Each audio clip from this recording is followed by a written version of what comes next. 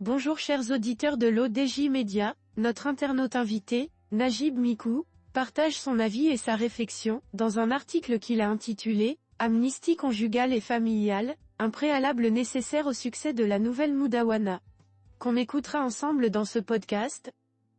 Notre consultant débute son article de la manière suivante.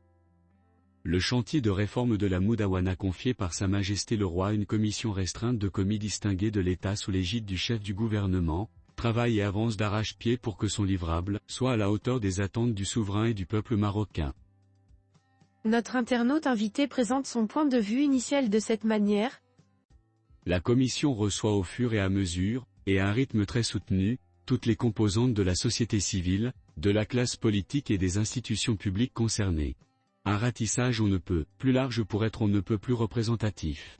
Ces travaux sont systématiquement couverts par les chaînes de télévision et de radio, et ses membres se succèdent régulièrement à communiquer sur l'avancement de ces auditions en cours. Ils sont dans le même temps, relayés par des débats publics très édifiants, dont l'écho remonte certainement à la connaissance de la commission. Tout rassure jusqu'à présent sur l'art et la manière avec lesquelles ce méga chantier sociétal est mené. Notre société, notre pays, tireront incontestablement le meilleur bénéfice de son succès. Monsieur Najib Mikou enrichit son discours de la manière suivante.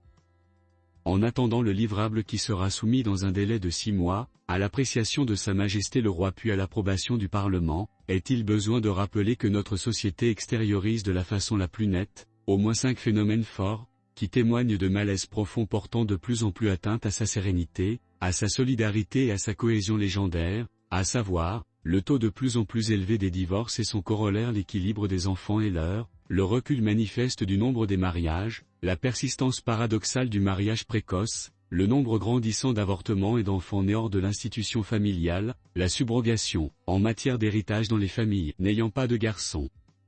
S'il est un fait certain que la nouvelle Moudawana y apportera les réponses appropriées pour contribuer à mettre fin, ou du moins à atténuer d'une façon significative, des souffrances sociales qui durent et que l'on ne peut attribuer à une évolution naturelle et donc normale de notre société, il est légitimement attendu aussi bien de l'État que des familles, qu'il prépare dès à présent, les conditions de succès de cette nouvelle Moudawana. La plus juste et la plus équitable des Moudawanas du monde ne suffira à elle seule, pour solutionner des problèmes relevant de politique publique et de comportement des citoyens. Et par conséquent, des signaux forts devraient être donnés par ces deux compartiments focaux, comme préalable à la mise en œuvre de la nouvelle Moudawana. L'auteur termine son article en ces termes. Quant aux signaux des citoyens et des familles, ils devraient se matérialiser par l'annonce convaincue, déterminée et délibérée, d'une amnistie conjugale et familiale, associée d'une attention toute particulière aux valeurs et aux critères qui doivent présider à la constitution et la bonne tenue d'un couple, d'une famille. C'est ainsi qu'ils peuvent accueillir la nouvelle Moudawana en tant qu'outil privilégié de bonne constitution et de consolidation de cet édifice fondamental, d'antidote pour le maintien de la paix et d'un mieux vivre familial, de symbiose et d'amour renouvelé en son sein, de reconstruction renouvelée des raisons de sa cohésion et de sa pérennité, et non pas un guide de gestion d'une vie de couple vite convertie en terrain de guerre quotidienne interminable, d'ambition strictement matérielle, de compétition maladive, ou un mode d'emploi pour mieux divorcer, pour mieux se disloquer, pour mieux faire mourir ce noyau vital. Bien au-delà des individus et des familles, il y va de la pérennité de notre société, de nos valeurs et de nos repères distinctifs en tant que nation. Rédigé par Najib Mikou.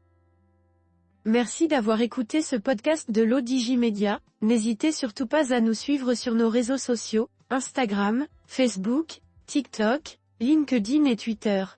Alors, on se dit au prochain podcast de nos internautes invités, et à très bientôt.